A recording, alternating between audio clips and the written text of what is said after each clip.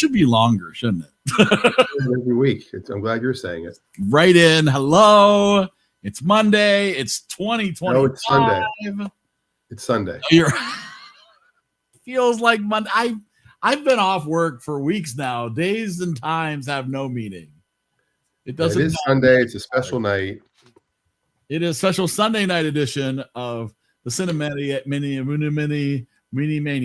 of the movie show, but with like friends and family talking about wonderful or not so wonderful movies, depending on what week it is. Well, this is a very special double feature. This is an amazingly special, long overdue double Eric godsend dream show. This is my dream show. This is absolutely my dream. Well, this is the 13-year-old Eric's absolute dream show. Tonight we will be talking about movies from 1981 and 1982. Right, the most wonderful time of the history. It is the history, and things were, different maybe. Well, these movies are pre-EriDan. Oh yeah. Well, yeah, by a year. True. That is true. But you were exposed to these movies. Oh yeah. I think when you and I first met and you were like, "Oh, I like the pirate movie." I'm like, "I like the pirate movie." Yes. That was a bond that I had with my wife when we first met. Was like, this is one of my all-time favorite movies. And she's like, that's one of my all-time favorite movies. Let's get married. We'll be talking about 1982's The Pirate Movie, 1981's Zorro the Gay Blade, which I believe some people here might have been just exposed to these movies for the first time ever, and some might be long admirers or haters of the movie for their entire lives. Yes. These movies are over 40 years old now. So, do they hold up? Do they not hold up? Did they never hold up? This is the question that we have to give. But ultimately, for better or worse, two movies that I adore, so I think we're gonna dive in. If you'd like to join us, EriDan Live right over there, EriDanLive.com. We'd love to have you on to talk about the movie. We're gonna spin the wheel, which we haven't done for quite some time. Again, I know it's gonna be crazy. Where do you think we should start with this? Well, let's bring some people in. Let's bring all the people in. Bring in all the people. We've got a whole cast of characters here. Bring in the peoples. That's right. We are a show of the peoples, by the peoples, for the peoples. You have a very pronounced accent. You might not know this. All right. Well, I'm going to say we'll go chronologically, and we will start with Zorro. So Zorro the Gay Blade from 1981, starring lots of George Hamilton and Lauren Hutton, mm-hmm. and other people. I don't have a list in front of me, but now I do. So was this anybody's first time ever seeing Zorro the Gay Blade? Amanda, Brian. Well, I'm so excited for you to have had this opportunity. This is like both of these movies. Like, this is pre HBO, pre Showtime. My parents had a service called Spotlight. Oh yeah, Spotlight. Yes. Shining bright day and night. I remember. They used to run these movies, and especially Zorro, all the time. So I think probably the first 17, 18 times that I watched this movie, it was Spotlight. Spotlight is where I saw Somewhere in Time. You see, that's also where I saw Sgt. Pepper's Lonely Hearts Club Band. So you're saying that service is responsible for a lot of pain. For these movies were so well targeted at a 12 to 13-year-old Eric. That they found their homes. And I had a Zorro obsession growing up. I was Zorro for multiple Halloweens, largely based on this movie. My kids, after seeing this movie, are actually talking about potentially cosplaying as Black Zorro and Gold Zorro. That's great. Wow. So so I mean, family tradition might run on. Influence a new generation. And I will say, Dan was kind enough for my Christmas present this year to acquire these lovely Zorro figurines that will be forever in my heart and probably on my desk. So anybody have any thoughts? Everybody is speechless. Well, No, I mean, I thought that this was a Disney movie the first time I watched it. Like, I don't think it was, but No, Disney didn't do a lot of gay jokes in their movies. yeah, Yeah. it had that feel to it. It's a Disney property now because it was.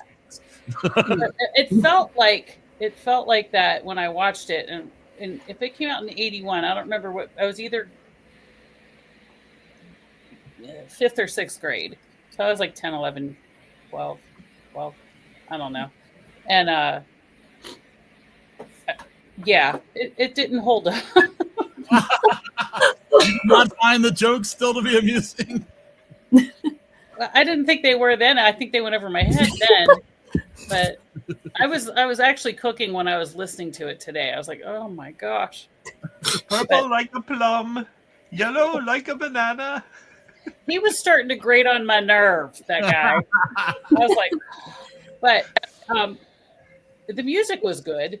I mean, Well, it the just music. Well, the score. I shouldn't say the music. The score, part of the score, the theme, was taken from an old Errol Flynn movie. right, and it was good. Right. Yes. By the way, in some countries like Australia, the movie was called Zorro Swings Again. Oh. That's funny. A real swishbuckler. Ah. Well, they actually used that joke in the movie. They did, yeah. That's funny. Also in the film The Joker in 2019, the theater marquee shows this movie playing as well as Blowout from 1981. Really? I still enjoy this movie. I do. I think the thing that makes it work for me is at least about the first 2/3 of it. Yeah. If you take the first 2/3 of this movie and eliminate most of the humor, it's a perfectly sound Zorro movie. Was that Scott in the movie? Paco? It looked like Scott in that. Oh, Scott Wow. does have a little Paco. So Scott's been cosplaying this whole time. That's right. But Scott's not that silent. That's for sure. Wow, you don't show up and you get riffed. How about that? Really? I admire Scott. I was just teasing. And if you were here, I probably would have said the same thing. Oh, I would I appreciate still find this a fun movie to watch. I mean, yeah, some of the jokes are a bit dated and all of that, but I sort of put it in the same category as something like Young Frankenstein, where they're parodying a genre, Yeah. and you can tell the people parodying it love the genre they're parodying. Mm. They're not mocking it. They're not just poking fun like a scary movie kind of thing. They're clearly fans of Zorro. They're clearly fans of the old serials and the old movies, and it shows. And yeah, there's parts of it, but George Hamilton is just so charming, man. absolutely. He dominates this movie. It's like, and the guy who plays the Alcalde also is very good. And you know, if you take him and put him in a less comedic role, he could do that role. Yeah. yeah. Adam just realized we're talking about Zorro. Oh yeah. Good-ish. It was a goodish movie, way better. I mean, than it the was first also movie. a pretty low budget movie. I mean, it had, when your stars are George Hamilton and Lauren Hutton, you're not paying huge salaries. Well, George Hamilton was pretty hot back. Well, also Yeah. very tanned. But I mean, he Yeah. had Love at First Bite. Yes. Which is sort of the companion movie to this in many ways. Yeah. And the budget on his tanning beds alone must have been huge. There were think some it well-known was- people in this, though. I mean, Deborah Vaccaro. Is that her name, Deborah Vaccaro? I just know that. Brenda, thank you. And the guy who played his nemesis, and I just looked him up, but he was in everything. I remember him being in everything. And Lauren Lauren Hutton was really a model. She wasn't much of an actress. Yeah. And so I can't imagine she was incredibly expensive, but she was a known name. No. Ron Hamilton Lehman was was a clearly lot of the stuff. draw here, 100%. Yeah. Mm-hmm. Yeah, I found this movie a lot of fun. I enjoyed watching it. I like dumb jokes, and there were a good amount of dumb jokes. But it was also just a fun movie. It was. The Yeah, Pipples. I enjoyed how over the top the villain guy was. So he was very fun. His just reaction every time anyone said they were Zorro at the party. Again. Yes. He was so You must loud. bring your weight in gold? No, not my weight. His. Yeah. Exactly. But like going Exactly. up to everybody individually at the party whenever they arrived as Zorro, just like continue doing that for like 10 For like 5 different guys. Yeah, it was amazing. No, a lot of the cast is still kicking from this movie. Most of them are in their 80s, but Or there could be a sequel. Oh yeah. could be a sequel. Even Paco is still alive, so But they could definitely bring back the whole cast for I had no idea of having no, the one Paco, guy is gone. having Paco be mute and having to charades all of this. It's just such a dumb thing, but it's fun. There were a lot of dumb things. Oh, Ron Liebman is dead. Is Yeah. he? Yes. He Huh. died in 2019. right. He was You're married to Linda Lavin, who just died a few days ago. He's also married to Jessica Walter, I know. the mom I didn't from know Arrested she died Development. too. She died a year or two ago. I didn't even know that. Now they're all dead. I mean, just when the old lady comes in with the coffin on her back, and he goes, "Let me take that from you," and he just takes the letter. Well, the funny thing is, and there were a couple of jokes that were in both movies. I noticed that. Yeah. So we got sort of that joke in both the put it over here. No, wait. Put it over here. No, wait. Put it over here. It's like you got that in both the pirate movie and in That's a very And then- 80s joke. Yes. These cutting, the fencing, cutting the candles Mhm. was done in both movies. That's crazy. Yep. That's It's- crazy. I sense a theme. Otherwise, Well- I enjoyed these silly like swashbuckling movie theme, and so it's a solid one. What was it? Something and jumping and running in place. Something and jumping and running in place. Yeah, it was. And the line when at the very beginning when the guy comes in when he's with his wife goes, "How dare you enter my apartment without my permission? I should say the same thing about you and my wife." It's just like, so many good dumb jokes. Yes, there are a lot of the dialogue is, it was well written, well portrayed. It's a very silly movie, But look at that face, man. Well, and that face. Honestly, I felt that they did a really nice job keeping them both on screen, keeping them, yes, if you're paying attention, it's like, all right, clearly that's just a stand-in. They're filming over their shoulder to make it so that, George Hamilton can play both roles, but like, it's not bad for 1981. It's not bad. Yeah. Well, if you went to see Sonic 3, there were jokes there about the same actor playing Yes. dual roles.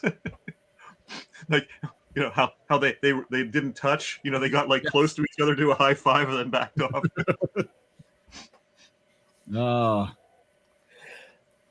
But some memorable moments, some definitely excellent Zorro costuming happening. Drama. Not classic, but not bad sword fighting sequences. I think the consensus is, I think we'll all agree that it was a fun movie. It was. Oh, it's absolutely fun. Yeah. Yeah. It's And it chill, must have been fun to be a like costumer on this movie. Costume designer probably had a lot of fun. Yes. Okay, you must design 6 different Zorro outfits, all in different, one black, the rest in different flamboyant colors. Yes. with tassels. Fringe around the hat. Oh yeah, I remember those from. Oh yeah. Well, I love when Bunny comes back to save him from being executed. He's like, I had this costume, and I'm like, where else am I going to wear this? And when Bunny is carving Zorro with the whip, Yes. it takes forever. It's like, zzz, zzz. They just stay with it, doing the entire Zorro spell out. All right. Oh my goodness. I enjoy this movie. That looks like the letter too. And how did that line go? It was something like that. That's how my kids learn how to write the letter two. No, it's not a letter two. Yeah. What? A two? You recognize that symbol? Yeah. Yes. It's a two. No, it's a Z. And then the next people he confronts. So you've lived here your entire life? You're familiar with the legends and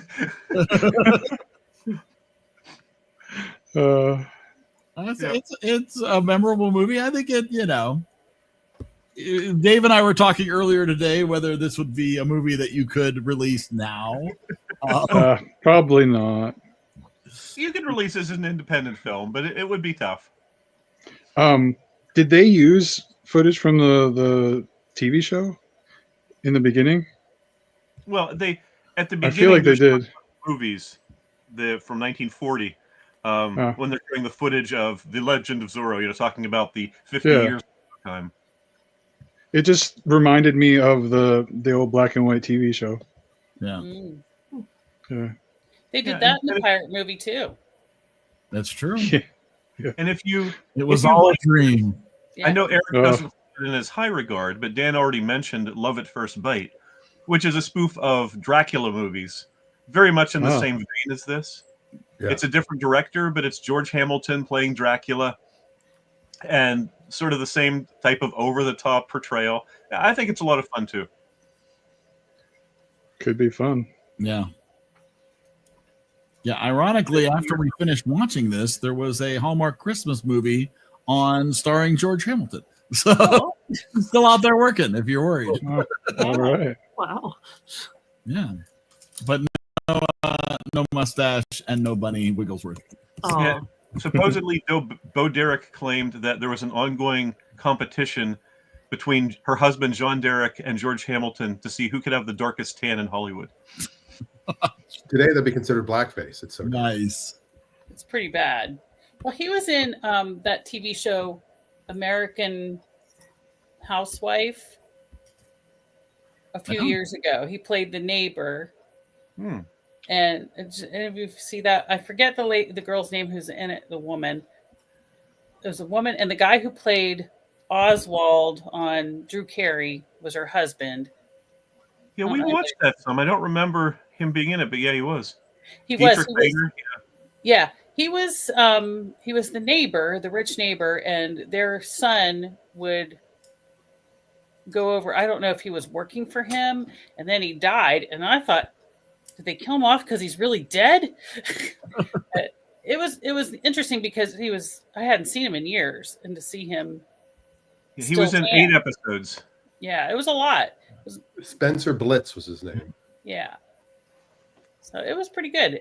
Because like I said, I hadn't seen him in years. Yeah. So, Ron Liebman, you say he's the only one who's passed away? Yeah. Of the main cast? Of the main cast, yeah. Yeah. Brenda Vaccaro was an interesting choice for... Yes, she was. She seems almost out of anachronistic there. She seems like your modern, abrasive sort of woman in this vintage movie. Yeah. Yes. I thought, what? I was trying to figure out why they chose the people they did, especially her, for this. Were they in a comedy troupe together? Did they work together a lot? I mean, because there are reasons that, like John Candy and all of those people work together. They worked together forever. So I was just curious if there was any reason behind that. Yeah, are we talking about the woman who was married to the alcalde? Yes. Yeah. Well, I think it was a good casting though, because it's like you just watch her and you're like, yeah, she is not happy with her a lot. Well, ironically, both George Hamilton and Brenda Vaccaro did play Columbo villains. Oh, interesting. Oh. Well, who didn't? I realized. Who did? Yeah, it's like saying they appeared on Love Boat. Right, and she did. They both did. They both did, clearly. Of course they By did. the way, the budget for this was $12.6 million. Really? Wow. Which That's is surprising. $43 million today. Yeah. That's hard to costuming. believe. It's not Costuming and music. It's far from blockbuster budget, but that's a pretty substantial budget. Yeah, and it only brought in 5.1 million in the box Yeah. office. So it was a bit of a loser. So actually, it made less money than the pirate movie. Wow. Yeah. Wow. Wow. I'm just It putting it made out more there. sense. I'm just putting it out there. Wow. Okay. Well, Christopher Atkins was huge going into the pirate movie. Wasn't Blue Lagoon before that? Yes, yes, it was. Yeah. Yeah. Yep. That's why I think they cast him. You know, we've seen him shirtless. Let's Yeah. cast him. Well, and he also did bear a striking resemblance to the person who was playing Frederick on Broadway. So, which partially annoyed him, but also he took the money. Well, yeah. Our transition. Huh? Is this our transition into the pirate movie? Your transition over to the pirate movie, sure. There you Well, go. before we go to the pirate movie, we are going to do kind of a rating system. We are going to ask you basically thumbs up, thumbs down. Would you recommend this movie? Would you not recommend this movie? Mhm. So no score, but yes or no. Is this a yes? You would recommend this to a friend or a family member, or is this a no? That you would be happy to never see this again. So, what do you how do we want to do this? Well- You gotta, Adam, you gotta be up or down. Well, that's a Marginal thumbs thumbs up. up. Yeah, That's it up. If you're a 51%, you're Yeah. a That's thumbs it up. up. If you're a It is 40 up. Yep. So yeah. Yeah, I mean, if this is, So as let's, long as this is a let's- genre of movie that you'd yeah, enjoy, I let's think hear- you'd enjoy this. let's hear what your thoughts are. Or do you want to do thoughts, or do we want to just do these thumbs up all at once? I don't know. I What does think we- everybody think? We can. I think we could just do a poll. All right. Who's in the thumbs up category? Let's just do that. Oh my goodness! Unanimous. Wow. Oh, There wait, are- my mom texted thumbs down. Oh. Any other Thumbs down. any context? Do you know why? You're not. I think. I mean, there are people that I would not recommend it to, but there are people that I would more than that. Gotta be people you like. Yeah. Well, yeah, obviously, It doesn't overstay its welcome. It's a good length. It's got a charming lead. It's got some Yeah. good jokes. I found the love interest Some funny- character a bit forgettable, but otherwise Absolutely. I enjoyed it. Like I enjoyed the over the top wife with the necklace who is aggressively unhappy. I enjoyed her a lot. I thought she was very fun. But Aggressively. the love interest lady, I don't know, she kind of faded into the background, and you're like, oh yeah, she is part of this. There was a love interest. Yeah. Aggressively Brenda unhappy. Vaccaro also got the better lines. Yeah. So on the EriDan meter, this is an 87.5. 87. Everyone has only seen the public parts of me, but only a few have seen the private parts or something like that. I remember that. I had my headphones on and like I start laughing and everybody in the room like, what are you even? I'm like, don't even ask. All right, now we will transition over to the pirate movie. Christy McNichol, Christopher Adkins, and their cinematic musical debut, maybe. I don't know. The end of both of their musical careers. Oh my. So I understand. This movie's not for everybody. I've watched this movie twice this week. I adore this movie. Excuse me. I did a deep dive into some history on the Pirates of Penzance this week. Watched not the full Pirates of Penzance, but did watch a bit of the movie that was released the year after the pirate movie came out with Kevin Kline in it. And it's a much harder watch than the pirate movie is. It goes on and on and on. It's got like 35 songs in it. It's really something else. Yeah, it's Oh like an my. opera, right? There's like no talking. It's It's all a just comedic opera. yes. There is actually more talking than you want there to be. And the storyline. Okay, I'm going to get into this quick. The storyline from the Pirates of Penzance is so much worse than the pirate movie, where it's like, okay, I understand why they cleaned up the storyline a bit the way that they did for the pirate movie, because in the Pirates of Penzance, Frederick ends up with the pirates because Ruth was his nurse, and was supposed to take him to be an apprentice with a sailing captain, but was hard of hearing. So she inadvertently took him to the pirates, as opposed to the pirates saving him as his mother hurled him through the flames.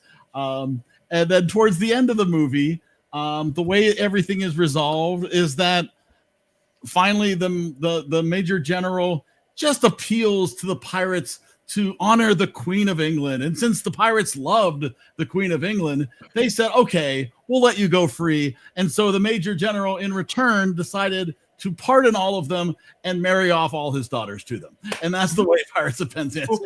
Who here has seen a version of the Pirates of Penzance, whether movie or stage or something?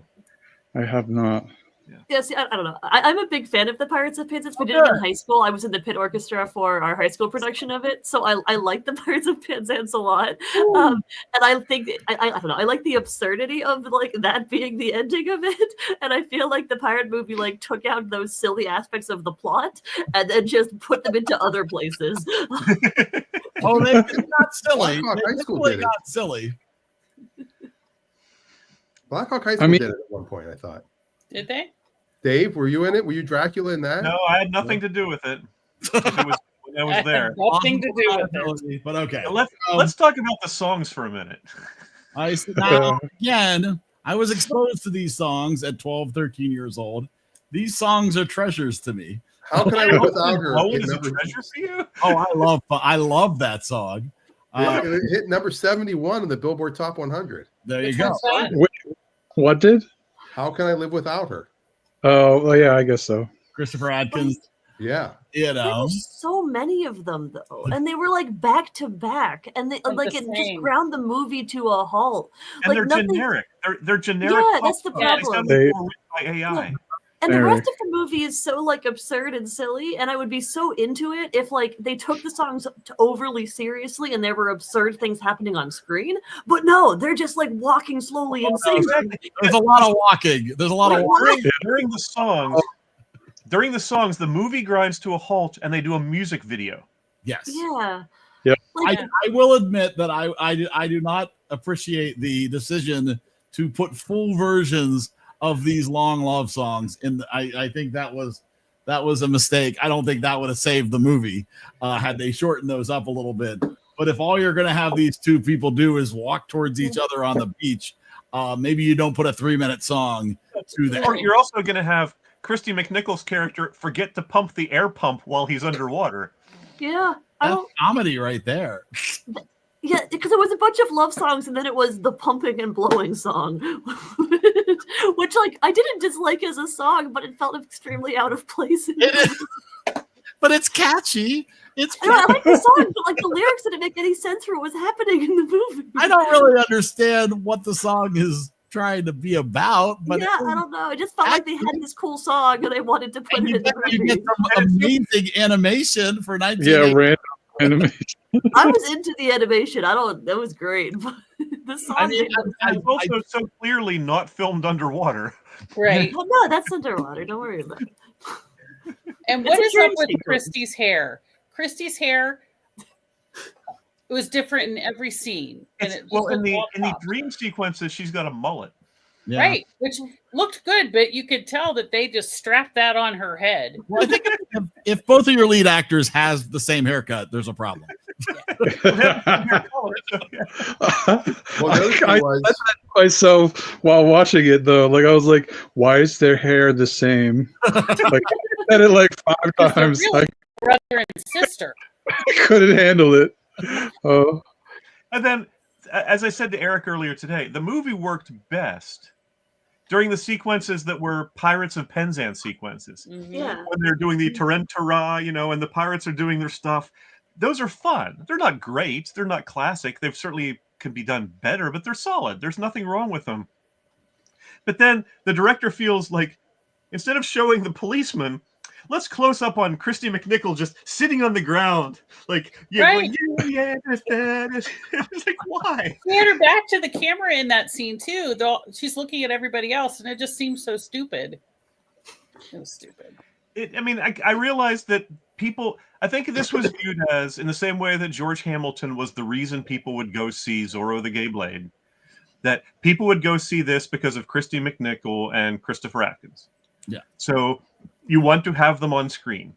And this They're the main characters. They're going to be on screen. I know. It did actually make money. It made $9 million out of a $5 million budget. Nice. You know? So it did cost less than the pirate movie. And even Adam says that Ted Hamilton, as the Pirate King, does chew through some scenes. And I do a great performance in this. I enjoyed him as the Pirate King. Yeah, I thought, He also was, I think, a producer on this. He had a financial investment in this. Yeah. Well, I didn't realize this is considered an Australian film. Yes. Yeah. It's filmed entirely in Australia. And did well in Australia, and the soundtrack did, better than it did here in Australia. If you want your eyes to pop out of your head, the soundtrack has been released once on CD. One time. Copies of it go for $150 and up. Eric's got 3 of them. I have one. They are expensive. The cheapest one currently on sale on any of the available sites is $150 plus. Wow. That's crazy. So, Christy McNichol appeared in the Macy's Thanksgiving Day Parade in 1982. I think because of this movie. Oh, they were definitely doing promotion. They were both out doing a lot of promotion in 1982 to get this movie into people's knowledge. But I remember it. I remember the ship.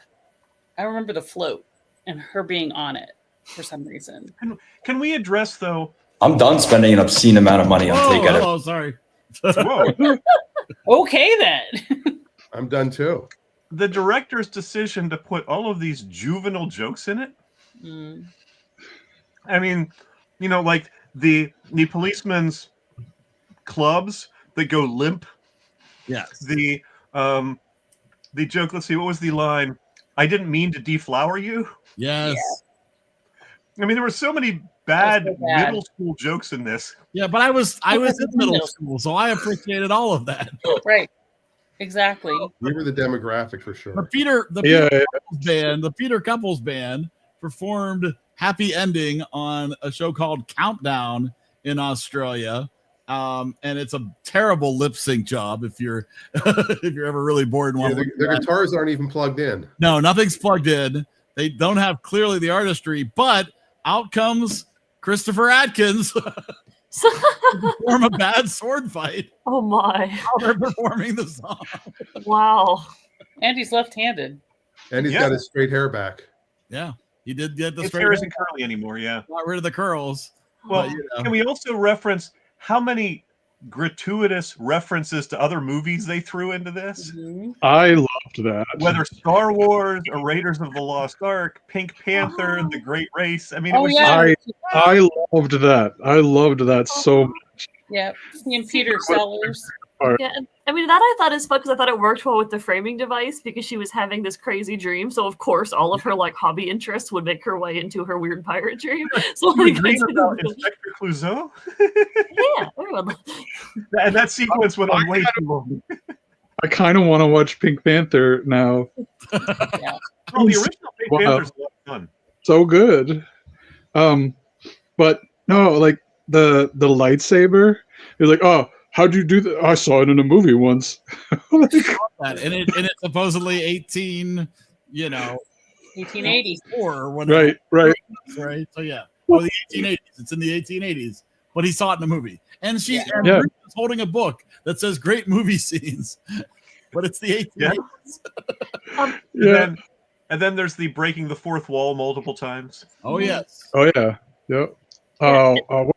She looked at the camera and said something, and I was meaning to note that, but I don't know what it was. Yeah.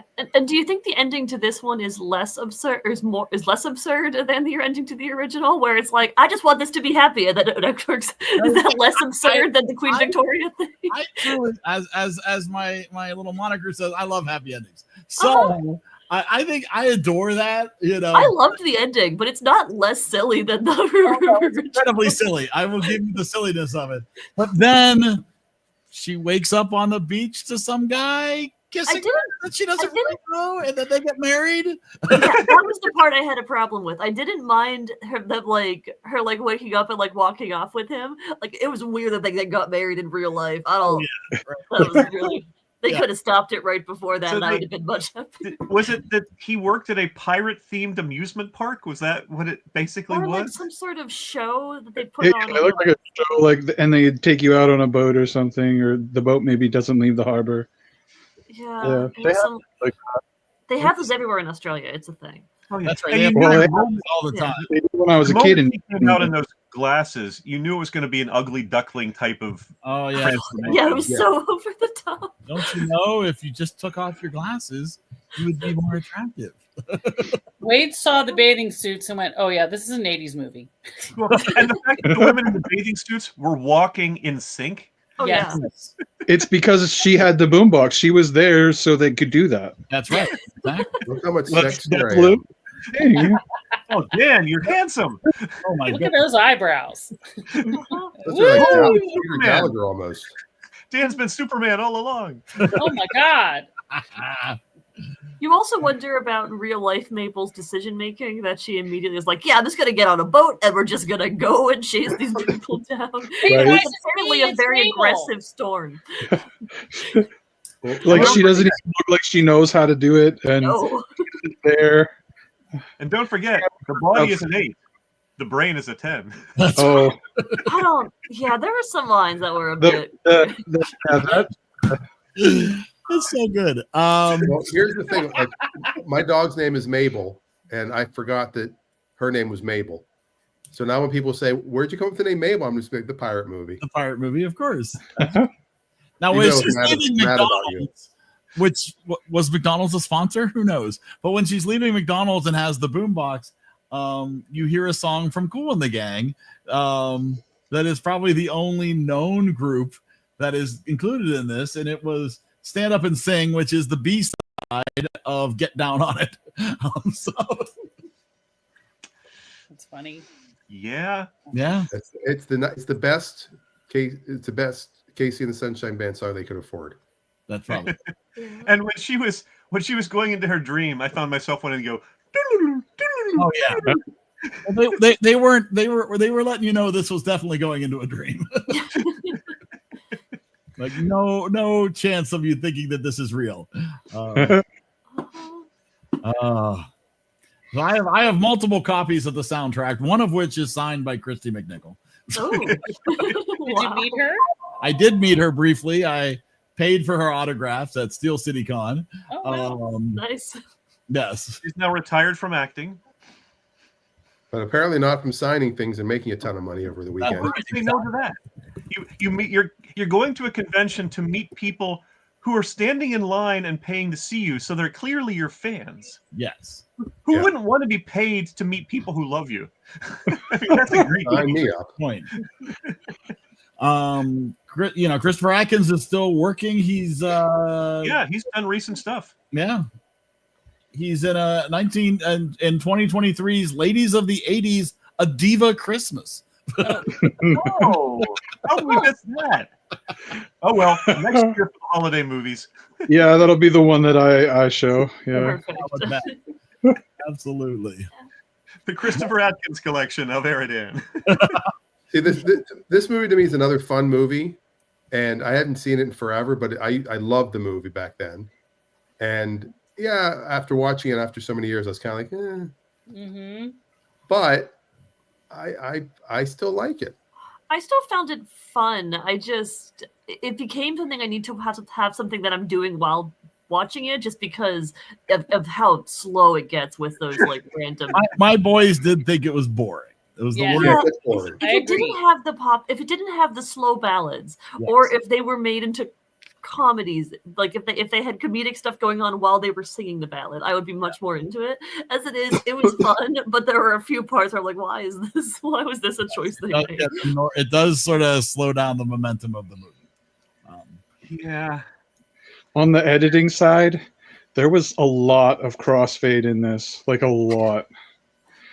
And I mean, I have nothing other to say than that, but like, it was a lot. That's what's surprising is this guy was a good director. I mean, he had done The Battle of the Bulge. He did a movie I really love, Those Magnificent Men and Their Flying Machines, which is a fun movie. He did some of the sequences in The Longest Day. He's a good director. He just, I don't know. Well, I would almost argue for those people who don't enjoy this that I'm not sure that the property was a good idea in the first place, much the same with Cats, right? That I'm not sure there was a great way to make a contemporary film. Now, again, you're talking about they were attempting to make 100-year-old, bless you, 100-year-old opera into a contemporary pop movie, and that was 40 years ago. Yep. So whether it didn't work then or it doesn't work now for you, I totally get it. That's a discussion Eric and I were having today, which was, what is the target audience for this? Eric? Because it's clearly not targeting Pirates of Penzance fans, because they're going to be annoyed by the pop songs. Yeah. Well, and also they did change the lyrics to almost all of the songs from Pirates of Penzance. They either added lyrics or changed lyrics. They added or changed it to make them more modern. Yes. If you're a hardcore fan of the musical, you'd be offended by it. And if you're trying to target the Christopher Atkins, Christy McNichol demographic, why do you need the Pirates of Penzance to do that? I did have a crush on Christy McNichol. Who didn't? So as I said to Eric, I think the only thing I can think of is an attempt to try to be a gateway movie to introduce younger audiences to the glory that is Gilbert and Sullivan. But what a failed experiment. Yes, but now that you get $150 for a copy of the CD. I have multiple copies of the VHS tape too, if people need to borrow some. No, we've got it on Becky's birthday is September 11th. I don't think my VHS player works. It's probably down cellar somewhere, and it got flooded, or you know how it works. Yeah. It did come out on Laserdisc, but it's never been available on Blu-ray. So I know you tempted to go look to see if you could find a Blu-ray copy, but alas, it wasn't meant to be. All right. Let's get this part over with. Would you recommend the pirate movie to people you like? Oh, no, it's wrong. It's 125. Hey, there's one. There's two. It was fun. It was might actually, because it was three. I'm so I think it's worth seeing. I don't know if you need to watch it over and over again, but I do think it was a fun experience. I don't know. Eric, you give it a thumbs up, Eric? Once you've seen it once, it is a lovely background movie. It's one of my first times sitting down and seeing this all the way through. I'm 99% sure. Yes. I had seen bits and pieces of it over the years, and I have very strong memory of sitting in the sun porch in Eric's house with Margaret when she's watching this, and I don't think I was there for most of it, but I remember when the happy ending song came on, just going, what am I watching? You see, but doesn't that fond memory make you want to relive that moment over and over? I remember her reflection in that little bird bath thing. Yeah. And I thought of Harry Potter. She was going to pull.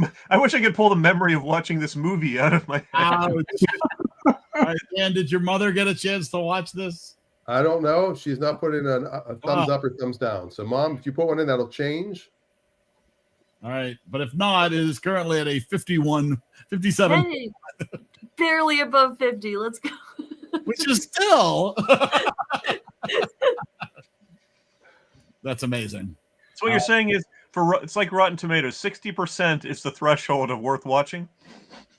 Well, here's the thing. Yeah. I bet you if we just did thumbs up, if we went through the list of every movie we've ever done, and we had everybody just give a thumbs up or thumbs down, I bet you our average score would be very similar to the score it actually got. That's possible. I don't know, because there are some times where it's like, I don't know. It just depends on how each person rated or not. Yeah. The press system. We're not going back. We're just going forward. An example is, Stacy gave this a thumbs down. But if we were scoring this, she'd have probably given it a 60-something. See, exactly. No. I was thinking about that earlier. It was going to be below 50. Oh no, I'd go like 60 something. Yeah. Adam would go 3. This movie's 100 for me. I gotta tell you. I mean, I can watch this. I think it's fun. Yeah. I have no problem. It would be a 90 for me if we were scoring. I'm just saying. Yes. How old was Christy McNichol in this movie? Because she just looked like She was 20. she was 12 in some of these scenes.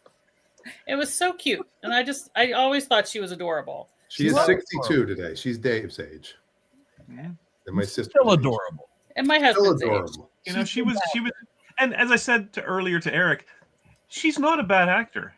No. I'm not sure this was great casting, but she's not a bad actor. I agree. Chris Atkins, at this point in his career, I assume he improved with time. He was not a good actor. Wasn't he in Charles in Charge? No. that was Willie Ricky Ames. Yeah, some Schroeder. That was Willie Ames. They had the same hair. Willie Ames from Okay. 8 is Enough. You know, because he didn't have to say a whole lot in the Blue Lagoon. Also, he curled his hair for the Blue Lagoon, and then when they cast him for this, they're like, "What happened? Where is your perm?" They thought he had curly hair, and so it's hard to keep up a perm on a pirate ship, man. Well, that's true. How old was he for this? He was 21. Really? Yeah. So they were contemporaries.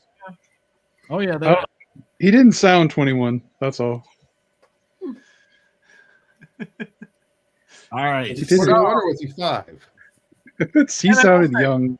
Watching this the entire way through for the first time, I didn't enjoy it. I gave it a thumbs down, but there were parts of it I enjoyed.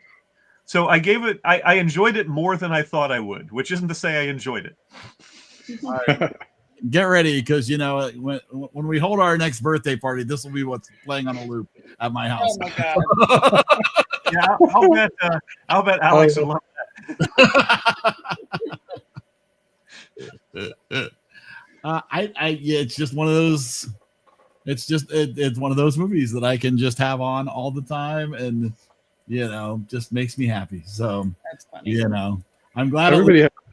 it wasn't a miserable experience for some of you. I'm glad. No, it was good. Yeah, it was a good experience. All right. So now we're gonna spin the wheel, and now here's the pressure. If you get chosen, you have to pick next week's movie tonight. You've got to tell us Right now what All your right. movie is for next week. right. Yep. So if you don't want to be part of this is the time to speak up now. I am out of the running because I chose the movies for tonight, and so Wait, Eric, real quick. Yeah. Real quick. Can I share the screen for 1 second? Sure you can. You may have Before we go, all right. the picture of her she's wearing the Steel City Con shirt Yeah. That's awesome. on the Wikipedia page. Yep. Is this Nice. your hand? That might be my hand. I cannot confirm or deny. That might be my hand. That's hilarious. And I will have to look up my picture, because I do have a picture of me. I will look up for that. Oh wait, let me see if the source is Eric Sheemer. Right? I guess that would tell me. I don't think they would. I did not. It may have been an anonymous too, because you can do anonymous edits. So No, this was Greg 2600. Well, that's an interesting name. it's Greg A. Rios, whoever that is. All right, sorry. Go on. Back to the wheel. All right, we're going back to the wheel. All right, is everybody in for this? Are you everybody committing to being able to come up with a movie before we I hop am off totally. here? I'm on board. Yes, Stacy said no. So Stacy said no. All right, Stacy, you're gone. Well, that was easy. Now I have to see my mom. Is my mom on there? Hold on. Let's see if she wants to be on. She's not, because I didn't think she was responding. Well, her phone, she had a message on her phone that her phone had been hacked, so she turned it off immediately because it wasn't. Interesting. Want to be on the wheel. You need to pick Well, there was the guy on the wheel in Zorro, the Gay Blade. He was 3 pesos short. He'll never be short again. Never be short again. That's dark. I'm just saying. It's a little dark. The Akane was really pretty rough. Oh yeah. Point. And he screamed a lot, that's for sure too. Oh yeah. Yes, you're so loud. But it worked because it made me laugh. You're so loud. My mother says she will not like to be on the wheel. Okay, then. Then she will not be. I like how it's moving on its own. And I like how Adam and I are the same color. That makes no sense. Well, mine was in between. So I'm going to change that. I just didn't readjust the colors. There now, Brian and Amanda are the same color. I don't mind. It's fine. I don't know. Mine, Share color with Brian. It's been shuffled, and we're spinning. Oh, and grumbling and jumping and running and the pressure Adam. goes to Adam. It's going to be an Adam week. So there you go. So now we will anxiously await to hear what movie Adam has chosen for us here, or is going to choose for us here. Adam, you have about 10 minutes to figure out what you're going to do. 9. Mm-hmm. I am trying to remember how long ago it was that I got Christy McNichol's picture. It's been a while. Was it 2009? That's the question. It hasn't been that long. All right. You know, but I'm trying to remember if it was, I think it was pre-COVID, maybe. Sad to say, I did not leave this on my phone. I don't know why. I removed my photos from my phone. So, yeah. Oh, wait, there it is. Not my hand. Right. Is she wearing the same shirt? Yes. Yes, hold on. I am la la la la la la la. Oh, look how happy I am. Look at that. Okay. How happy is she? Hey, she just made 75 Had a long day. That 75 bucks wasn't going to make itself. That's right, exactly. Oh, wait, did I just She doesn't get all of that. She has to split it with the con. A small percentage. Most of it goes to them, surprisingly. There she is. No, that's not bad. Yeah, she's And actually she looks more like herself in this picture than the one that's on Wikipedia. I think they're a different year. Yeah. It's a nice picture, yeah. Yeah, it's a lovely picture. She's adorable. As I said, she's still adorable. And that was, let me see, when was that? That would have been She had a nervous breakdown shortly after the pirate movie. shortly after this picture was taken. No, I'm kidding. Yeah.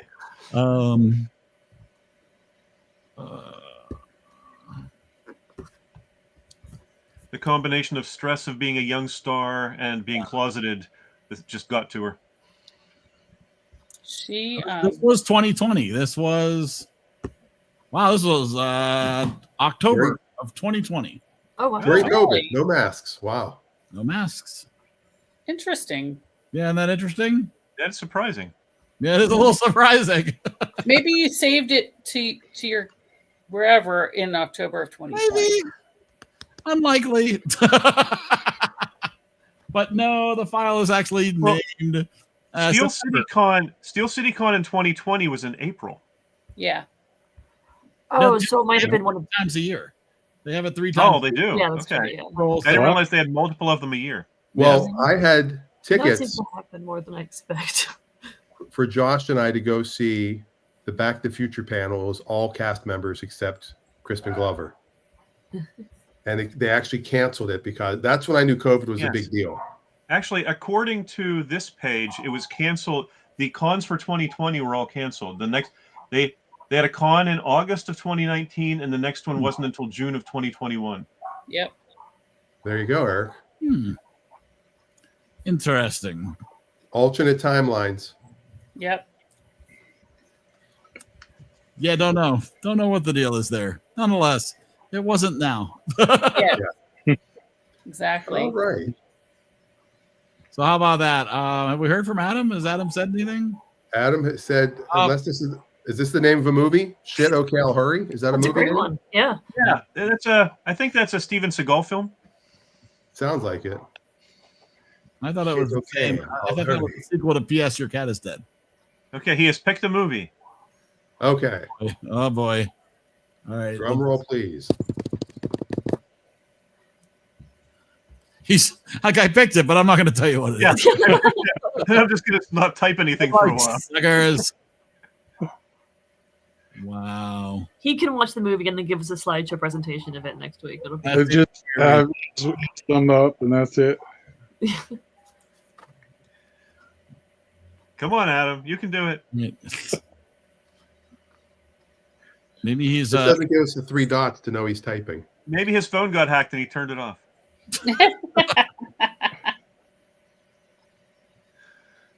Everything's possible.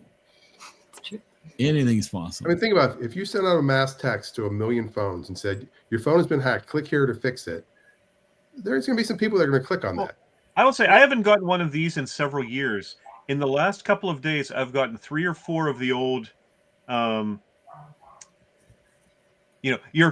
we've hacked your computer. We've seen what you're watching on your webcam, and we're gonna, unless you send us Bitcoin, we're going to release it to your family, kind of stuff.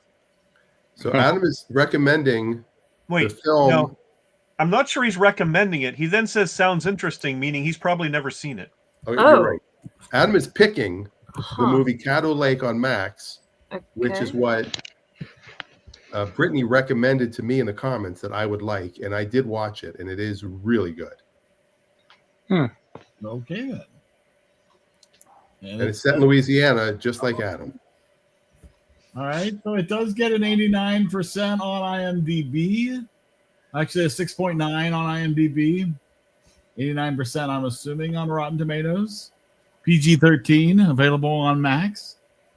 Or it looks like maybe on Amazon. Yeah, so it looks like it might be on Hulu as well, maybe. Only if you have the Max. Max. Hulu Max bundle. Okay. Yeah. Okay, then. It's from 2024. So if anybody knows anybody else with Max and you don't have it, see if somebody will share their password, because Max still lets you share passwords. They're not like Netflix. It does? Yeah. They're still desperate for members, so yeah. Not that I would know firsthand, but yes. Although I've overused mine, I think, because my mom, my wife, and my son, when he's in DC, so I've got 3 different IP addresses using it. Yeah. Although if it's Louisiana, that might be the same person. Wait, what? My mom, my wife, and my son. That's Louisiana. Wait, what? Oh, yeah. I'm so confused. Well, there we go. Caddo Lake? Caddo. Doesn't matter.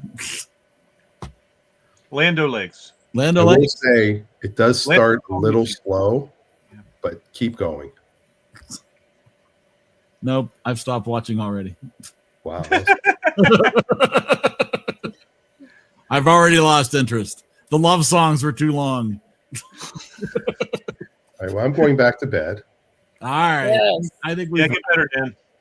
I think we've I will say about an hour. I think we're good. Brian, I finished Continuum. I started Travelers again. Okay. And Travelers you would love if you liked Continuum. All right. A lot of the same action is cool. Yeah. I also noticed Disney's been running a lot of ads for Severance now. Yeah, it's coming out the 17th.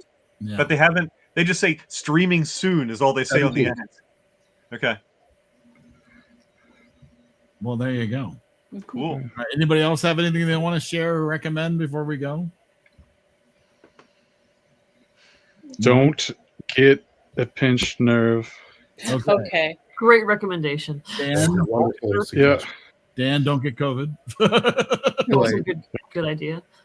Absolutely. All right, Netflix, A Man on the Inside. Max. Awesome. Okay. A Man on the Inside. A Man on the Inside is so good. 8 episodes. It's endearing. It's funny. It's Ted Danson. Yes. Ted Danson. Oh, okay. I did see the ad for that. It is so good. We watched it 2 days. We blew through all 8 episodes. It's so well because it's tight. It's perfect. Super easy, barely an inconvenience. And they've already picked it up for a 2nd season. Yeah, it doesn't surprise me at all. If you like, I'm not going to say it's as good as Only Murders in the Building, because it's not, because few things are. Right. but it is. If you like murder, only murders in the building, you will find this delightful. If you like murder, if you enjoy a murder on much lower stakes, it's called unaliving. Yeah, this is it's adorable. It's got a lot. It's great. It's absolutely great. So I 100% recommend that. All right, everybody, go deal with your back, deal with your COVID, deal with your parents, whatever you got to deal with, and we'll see you back here next week for Keanu Reeves Lake, whatever his name. Yeah, Keanu Lake.